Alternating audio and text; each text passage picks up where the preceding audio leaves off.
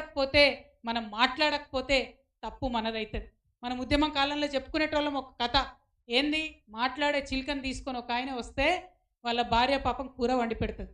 తర్వాత భర్త అడుగుతాడు, "ఎందుకమ్మా కూర వండినవు దాన్ని? అది ప్రత్యేకమైన చిలుక, మాట్లాడే చిలుక" అంటే, "నాకేం తెలుసయ్యా మరి, నేను దాన్ని పంజరంలోకెళ్ళి తీసేటప్పుడు మాట్లాడలేదు. దాని మెడ మీద కత్తి పెట్టినప్పుడు మాట్లాడలేదు.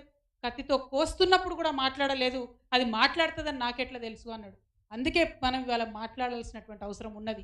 ఖచ్చితంగా మన ఉనికికి, మన సంస్కృతి పైన దాడి జరుగుతున్నదంటే మనం మాట్లాడకపోతే తప్పు మనదైతది.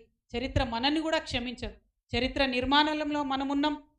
కేసీఆర్ గారి నాయకత్వంలో జరిగినటువంటి తెలంగాణ పునర్నిర్మాణంలో కూడా మనమున్నాం.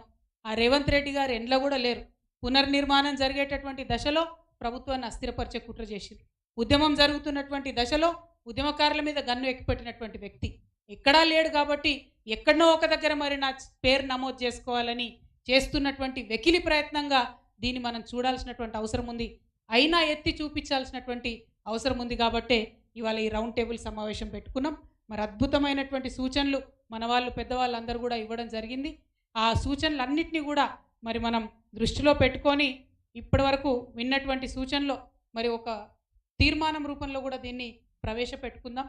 ఇప్పుడు దాన్ని నేను చెప్తాను. చెప్పిన తర్వాత మళ్ళీ రిక్వెస్ట్ చేస్తున్నా, మనం మాట్లాడడానికి వచ్చిన యువమిత్రులందరూ కూడా మాట్లాడాలి.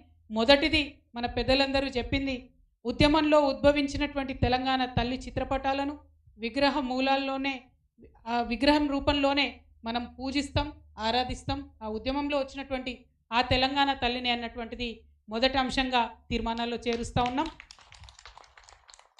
ఒక చేతిలో జొన్నకర్ర, మరొక చేతిలో బతుకమ్మ ధరించిన తెలంగాణ తల్లి వైభవంపై పద్యాలు, కవితలు రచించి పుస్తకాలుగా వెలువరిస్తామని మరొక తీర్మానం చేసుకోవడం జరుగుతూ ఉంది.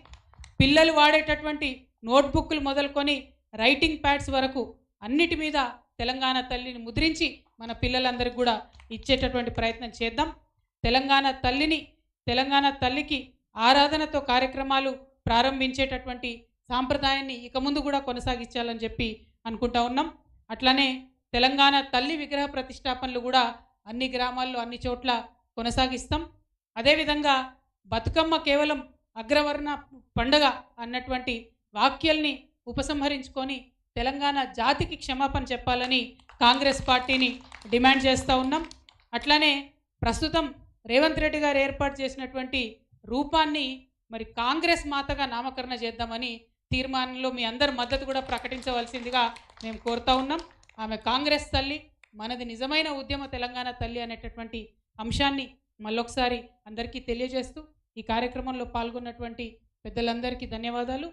ఇవాళ మాట్లాడడానికి వచ్చినటువంటి శివన్న గారిని, మల్లేశన్న గారిని మాట్లాడి కార్యక్రమం కొనసాగించవలసింది కోరుతా ఉన్నాను. Thank you. జై తెలంగాణ.